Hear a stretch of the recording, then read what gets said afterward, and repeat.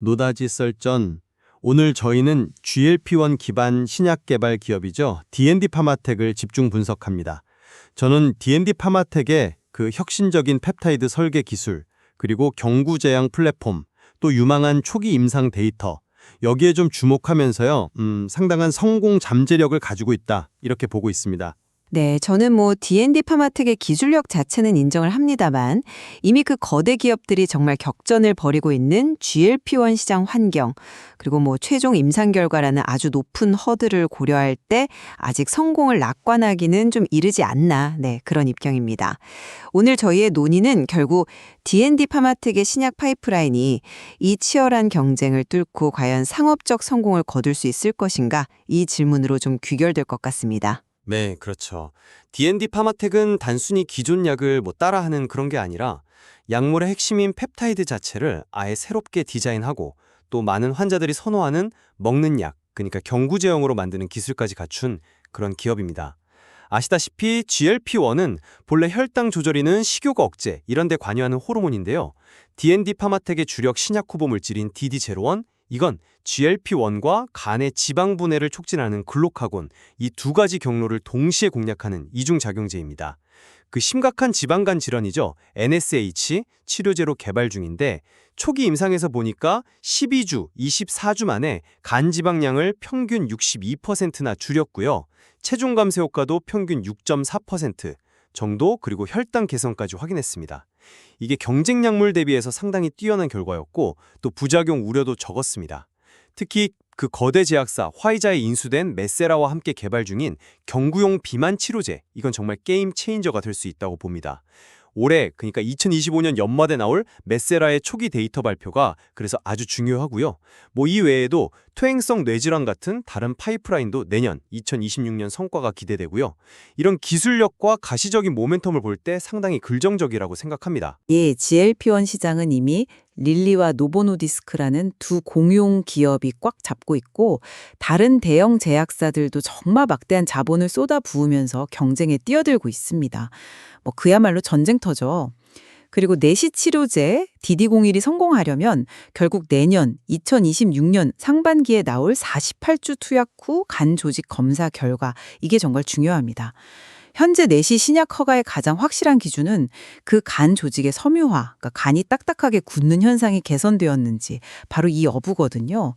초기 지방간 감소 데이터가 아무리 좋아도 이 핵심적인 섬유화 개선 효과가 입증되지 않으면 사실상 의미라 반감될 수 있습니다. 심지어 일부 경쟁 약물은 이미 이 섬유화 개선 가능성을 시사하는 데이터를 내놓기도 했고요. 경구용 약물 기술도 마찬가지입니다. 펩타이드라는 게 원래 먹으면 소화효소 때문에 분해되기 쉬워서 흡수율이 낮고 또 만드는 비용도 비쌉니다. 이 문제를 과연 얼마나 효과적으로 해결했는지는 좀 더 지켜봐야 합니다. 화이자 메리세라와의 협력도 결국 올해 말 초기 데이터 결과에 따라서 얼마든지 달라질 수 있는 좀 유동적인 상황이고요. 그리고 최근 자금 조달 과정에서의 약간의 논란도 있었던 걸 고려하면 이 비용이 많이 드는 후기 임상을 안정적으로 진행할 수 있을지, 이것도 중요한 관전 포인트라고 생각합니다. 네, 그 DD01의 성공 가능성, 이걸 좀 더 이야기해 볼까요? 방금 말씀드린 12주, 24주 데이터에서 확인된 강력한 지방간 감소 효과, 그리고 체중 감소, 안전성, 이런 것들은 그 자체로도 기술 이전이나 파트너십 논의에서 상당히 유리한 고지를 점하게 한다고 봅니다. 게다가 최근에는 그 간 조직을 직접 떼어내는 침습적 검사 대신에 영상 검사 같은 비침습적 방법으로도 NASH 개선을 평가하려는 움직임이 있거든요. 이런 기준이 만약 도입된다면 섬유화 최종 결과가 나오기 전에도 DD01의 가치가 부각될 수 있습니다.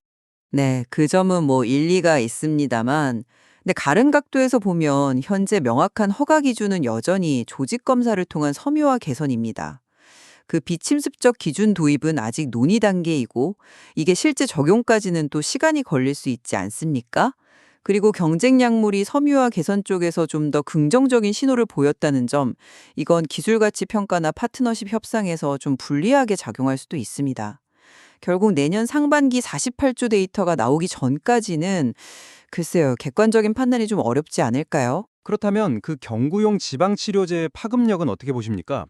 아무래도 주사 맞는 걸 좀 꺼려하는 환자들이 많고 실제 조사에서도 보니까 먹는 약 선호도가 60% 이상으로 나타났습니다. 아직 효과적인 경구용 비만 치료제가 없는 시장은 그야말로 블루오션이라고 할 수 있죠. 화이자와 손잡았다는 것 자체가 D&D 파마텍 기술력의 어떤 방증이라고 생각하고요. 연말 메세라 데이터가 기대치에 부합한다면 이 주사제 중심의 시장 판도를 흔들 잠재력 충분하다고 봅니다. 설득력 있는 주장이긴 합니다만 이런 점은 좀 고려해 보셨는지요? 경구제의 편의성. 그건 분명 매력적입니다. 그러나 역시 기술적 난이도가 문제입니다. 그 펩타이드 약물의 낮은 흡수율을 높이면서 동시에 생산 단가를 낮추는 것. 이게 여전히 큰 숙제거든요. 그리고 연말에 나올 데이터는 고작 4주. 단기 투약 결과에 불과합니다. 이 짧은 결과만으로 장기적인 효과와 안전성까지 확신하긴 어렵죠. 이미 시장을 장악한 주사제들의 그 아성을 넘기까지는 제 생각에는 상당한 시간과 검증이 필요할 겁니다. 네, 그럼 시장 경쟁과 파트너십 문제로 넘어가 보죠. 2030년 관련 시장이 250조 원 이상으로 예상될 만큼 거대하니까 여러 기업이 공존할 수 있다고 봅니다. 그리고 D&D 파마텍처럼 GLP-1과 글루카곤을 동시에 겨냥하는 이중작용제나 나아가서 삼중작용제를 개발하고 또 독자적인 경구 기술까지 가진 곳은 사실 드뭅니다. 이런 차별성이 빅파마와의 경쟁에서 유리한 고지를 점하게 하고 좋은 조건의 파트너십 기회를 가져올 수 있다고 생각합니다. 저는 좀 다른 관점에서 접근하는데요. 시장이 큰 만큼 경쟁은 더 치열해질 수밖에 없습니다. 빅파마들은 자금력, 임상 경험, 마케팅 능력, 모든 면에서 압도적이죠. 기술이 아무리 좋아도 이들과의 경쟁에서 우위를 점하고 또 유리한 조건의 파트너십을 맺는다는 건 그건 좀 별개의 문제일 수 있습니다. 특히 자금 조달의 안정성이 뒷받침되지 않으면 아무리 좋은 기술이라도 상업화까지 이어지기 어려울 수 있다는 점, 이걸 간과해서는 안 됩니다. 결국 안정적인 자금 확보와 운영 능력이 기술력만큼이나 중요하다고 봅니다. 네, D&D 파마텍은 혁신적인 기술과 초기 임상의 긍정적 데이터를 바탕으로 NASH와 비만이라는 거대 질병 시장에 도전하고 있습니다. 화이자와의 협력, 그리고 올해 말과 내년 상반기로 예정된 명확한 데이터 발표 일정 등등 기대할 만한 모멘텀이 있는 것은 분명합니다. 그렇죠. 잠재력과 기대감은 존재합니다. 하지만 NASH 치료제의 48주 섬유화 개선 데이터 확인이라는 최종 관문, 그리고 극심한 시장 경쟁, 자금 안정성 확보라는 현실적인 과제들이 남아 있습니다. 그저 기대감만으로 판단하기보다는 앞으로 발표될 핵심 데이터들을 좀 더 냉정하게 평가할 필요가 있어 보입니다. 네, D&D 파마텍의 도전은 이제 정말 중요한 분기점을 향해 가고 있는 것 같습니다. 다양한 관점에서 이들의 행보를 지켜보는 것이 중요하겠죠? 그렇습니다. 시청자 여러분께서도 올해 연말 메세라의 경구용 비만 치료제의 초기 데이터와 내년 2026년 상반기 DD 용고일의 48주 최종 결과를 주목하시면서 D&D 파마텍의 미래 가치를 한번 판단해 보시면 좋겠습니다. 노다지 썰전이었습니다.